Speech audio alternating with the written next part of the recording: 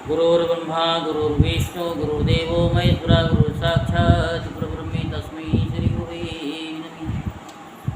वक्रतुंड महाकाय सूर्यकोटि समप्रभ निर्गुणं ब्रह्मदेव सर्वकार्यकर्ता सच्चिदानंद रूपाय विश्वोत्पत्त्यादिहेतवे तापत्रे विनाशाय श्री कृष्णाय वयं नमः। अब श्रीमद् भागवत महापुराण के तीसरे स्कंद का 9वां अध्याय आपको सुनाया जाएगा। ब्रह्मा जी ने भगवान की स्तुति किस प्रकार से की, सो आप ध्यानपूर्वक सुनेंगे। ब्रह्मा जी ने कहा कि प्रभु, आज बहुत समय के बाद मैं आपको जान सका हूँ। क्या आप लोगों ने कहा कि मैं आपको जान सका हूँ? इतने साल हो गए पूजा करते हुए, दिया जलाते हुए, कभी कहा भगवान से कि मैं आपको जान सका हूँ? है कैसे दुर्भाग्य की बात है कि देहधारी जीव आपके स्वरूप को नहीं जान पाते। ये बड़े दुर्भाग्य की बात है कि इतना जीवन हमारा व्यर्थ चला गया और हम भगवान को भी नहीं जान पाए। सिर्फ ओम जय जगदीश हरे भक्तजनों के हमारे सारे संकट पड़ोसियों के घर में पड़े करते करते। बड़े दुर्भाग्य की बात है। भगवान आपके सिवा और कोई वस्तु नहीं है। जो वस्तु प्रतीत होती है वह भी स्वरूपतः है, सत्य नहीं है, क्योंकि माया के गुणों के शोभित होने के कारण केवल आप ही अनेकों रूपों में प्रतीत हो रहे हैं। वो जान गए भगवान लाल ही देखन मैं गई, मैं भी हो गई लाल, और जहाँ देखूँ उधर भगवान ही भगवान है। तो देव आपकी चित्त शक्ति के प्रकाशित रहने के कारण अज्ञान आपसे सदा ही दूर रहता है। आपका यह रूप जिसके नाभि कमल से मैं प्रकट हुआ हूँ, ब्रह्मा जी कह रहे हैं कि मैं प्रकट हुआ हूँ, सैकड़ों अवतारों का मूल कारण है। इसे आपने सत्पुरुषों पर कृपा करने के लिए ही पहले प्रकट किया है। परमात्मा ने आपका जो आनंद मात्र भेद रहित अखंड तेजों में स्वरूप है, उसे मैं इससे भिन्न नहीं समझता। इसलिए मैंने विश्व की रचना करने वाले होने पर भी विश्वातीत आपके इस अद्वितीय रूप की ही शरण ली है। यही संपूर्ण भूत और इंद्रियों का भी अधिष्ठान है। हे विश्व कल्याण में मैं आपका उपासक हूँ। आपने मेरे हित के लिए ही मुझे ध्यान में अपना यह रूप दिखलाया है। किसमें? ध्यान में। जो हम आँख बंद करके देखते हैं या बिंदी लगाते हैं, यहीं पर परमात्मा दिखाई देते हैं। यहाँ भी एक ऐसा क्रोश बनता है कि यहाँ पर जब हम ध्यान करते हैं तो बहुत भयंकर दर्द होता है। यहाँ से वो यहाँ तक कील की तरह, बतासे की कील की तरह ठुकता हुआ यहाँ तक पहुँच जाता है, और इधर से कील ठुकती है और इधर से निकल जाती है। जो बीच का सेंटर होता है ब्रह्मरंध्र, वहाँ पर जाकर के इतना भयंकर दर्द होता है। और उस दर्द के आगे और डर के आगे जीत होती है। उस भयंकर दर्द के आगे परमपिता परमेश्वर मिलते हैं, जिसका साक्षात्कार होता है। जिस मनुष्य को साक्षात्कार होता है उसकी ये गति हो जाती है।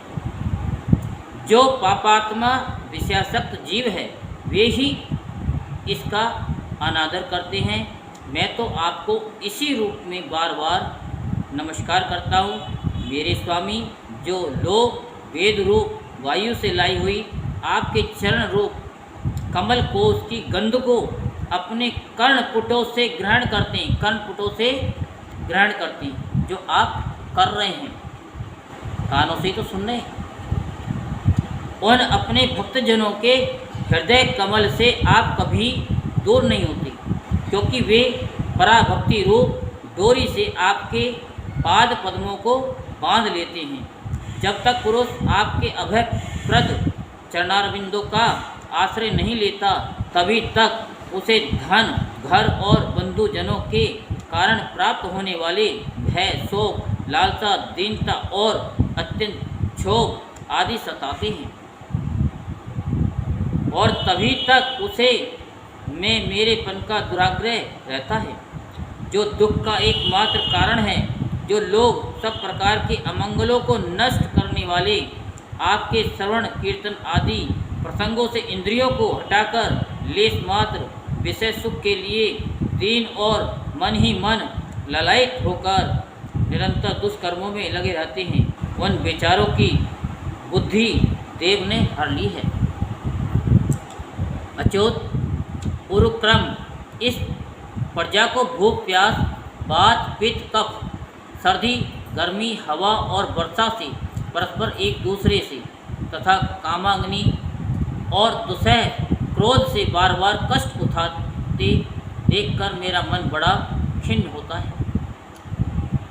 जब तक मनुष्य इंद्रिय और विषय रूपी माया के प्रभाव से आपसे अपने को भिन्न देखता है, तब तक उसके लिए इस संसार चक्र की वृत्ति नहीं होती। यद्यपि ये मिथ्या है, तथापि कर्म फल भोग का क्षेत्र होने के कारण उसे नाना प्रकार के दुखों में डालता रहता है। देव औरों की तो बात ही क्या, जो साक्षात मुनि हैं, वे भी यदि आपके कथा प्रसंग से विमुख रहते हैं, उन्हें संसार में फंसना पड़ता है। आप कितने भजन कीर्तन कर लो, जब तक आप कथा नहीं सुनोगे, जब तक जग की व्यथा नहीं मिटेगी। क्योंकि कथा ही एक ऐसी है कि जो हमारे संशय को, हमारे मन में जो उथल पुथल होती है, उसको शांत करती है। वे दिन में अनेक प्रकार के व्यापारों के कारण विक्षिप्त चित्त रहते हैं, रात्रि में निद्रा से अचेत पड़े रहते हैं। उस समय भी तरह तरह के मनोरथों के कारण क्षण क्षण में उनकी नींद टूटती रहती है तथा देववश उनकी अर्थ सिद्धि के सब उद्योग भी बेकार होते रहते हैं। नाथ, आपका मार्ग केवल गुण श्रवण से ही जाना जाता है। किससे? श्रवण, सुनने से। आप निश्चय ही मनुष्यों के भक्ति योग के द्वारा परिशुद्ध हुए हृदय कमल में निवास करते हैं। पुण्य श्लोक प्रभु, आपके भक्तजन जिस जिस भावना से आपका चिंतन करते हैं, उन साधु पुरुषों पर अनुग्रह करने के लिए आप वही वही रूप धारण कर लेते हैं। भगवान आप एक हैं तथा संपूर्ण प्राणियों के अंतःकरणों में स्थित उनके परम हितकारी अंतरात्मा हैं। इसलिए यदि देवता लोग भी हृदय में तरह तरह की कामनाएं रखकर भांति भांति की विपुल सामग्रियों से आपका पूजन करते हैं, तो उससे आप उतने प्रसन्न नहीं होते हैं जितने सब प्राणियों पर दया करने से होते हैं। किंतु वह सर्वभूत दया असक्त पुरुषों को अत्यंत दुर्लभ है। जो कर्म आपको अर्पण कर दिया जाता है, उसका कभी नाश नहीं होता, वह अक्षय हो जाता है। हम जो पूजा करते हैं, पूजा करने के बाद कहेंगे भगवान इस पूजा का जो फल है ये हम आपको देते हैं। और हम क्या करते हैं कि भगवान इस जो हम पूजा कर रहे हैं, इस पूजा का फल हमको मिले, हमारी बच्चों को मिले। वहीं गड़बड़ हो जाता है मामला। जब उस पुण्य को भगवान को देंगे तो वो 1000 गुना आपको पलट करके दे देंगे। अतः नाना प्रकार के कर्म, यज्ञ, दान, कठिन तपस्या और व्रतादि के द्वारा आपकी प्रसन्नता प्राप्त करना ही मनुष्य का सबसे बड़ा कर्म फल है। क्योंकि आपकी प्रसन्नता होने पर ऐसा कौन फल है जो सुलभ नहीं हो जाता। आप सर्वदा अपने स्वरूप के प्रकाश से ही प्राणियों के भेद ब्रह्म रूप अंधकार का नाश करते रहते हैं तथा ज्ञान के अधिष्ठान साक्षात परम पुरुष हैं। मैं आपको नमस्कार करता हूँ। संसार की उत्पत्ति, स्थिति और संहार के निमित्त से जो माया की लीला होती है वह आपका ही खेल है। अतः आप परमेश्वर को मैं बार बार नमस्कार करता हूँ। जो लोग प्राण त्याग करते समय आपके अवतार, गुण और कर्मों को सूचित करने वाले देवकी नंदन, जनार्दन, कंस, निकंदन आदि नामों का विवश होकर भी उच्चारण करते हैं, जैसे अजामिल बुला तो अपने बेटे को रहा था नारायण नारायण नारायण, तो वहाँ विष्णु भगवान के पार्षद उसे लेने के लिए है, जबकि उसने पूरे जन्म में बहुत पाप कर्म किए थे। वे अनेकों जन्मों के पापों से तत्काल छूटकर मायादी आवरणों से रहित ब्रह्म पद प्राप्त करते हैं। आप नित्य अजन्मा हैं, मैं आपकी शरण लेता हूँ। भगवान, इस विश्व वृक्ष के रूप में आप ही विराजमान हैं। आप ही अपनी मूल प्रकृति को स्वीकार करके जगत की उत्पत्ति, स्थिति और प्रलय के लिए मेरे अपने और महादेव जी के रूप में 3 प्रधान शाखाओं में विभक्त हुए हैं और फिर प्रजापति एवं मनु आदि शाखा पर शाखाओं के रूप में फैलकर बहुत विस्तृत हो गए हैं। मैं आपको नमस्कार करता हूँ। भगवान, आपने अपनी आराधना को ही लोगों के लिए कल्याणकारी व धर्म बताया है, किंतु वे इस ओर से उदासीन रहकर सर्वदा विपरीत कर्मों में लगे रहते हैं। ऐसी प्रमाद की अवस्था में पड़े हुए इन जीवों की जीवन आशा को जो सदा सावधान रहकर बड़ी शीघ्रता से काटता रहता है, वह बलवान काल भी आपका ही रूप है। मैं उसे नमस्कार करता हूँ। यद्यपि मैं सत्यलोक का अधिष्ठाता हूँ, जो 2 प्राद प्रयत्न रहने वाला और समस्त लोकों का वंदनीय है, तो भी आपके उस काल रूप से डरता रहता हूँ। उससे बचने और आपको प्राप्त करने के लिए ही मैंने बहुत समय तक तपस्या की है। आप ही अधियज्ञ रूप से मेरी इस तपस्या के साक्षी हैं। मैं आपको नमस्कार करता हूँ।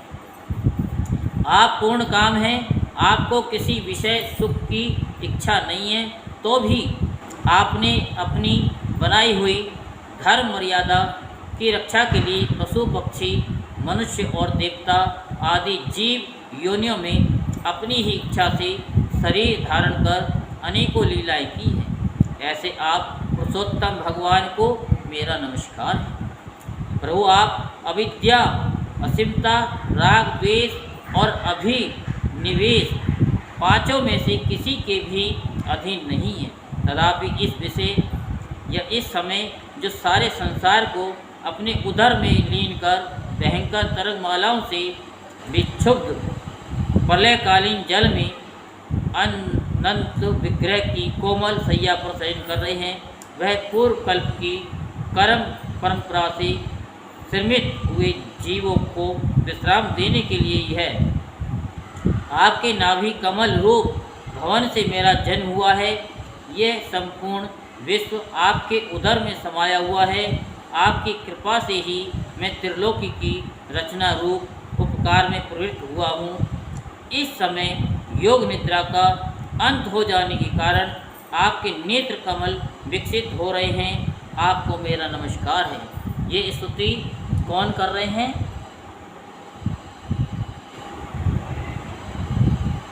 क्या नाम है? भगवान की स्तुति हो रही है, तो स्तुति कौन कर रहा है? ब्रह्मा जी कर रहे हैं। तो आप ध्यान से कहाँ सुनिए, ध्यान से सुनो ना। एक छोटा सा ही प्रश्न पूछा, मैया बोल गए, ऐसे थोड़ी होता है। आप संपूर्ण जगत के एकमात्र सुहृद और आत्मा हैं तथा शरणागतों पर कृपा करने वाले हैं।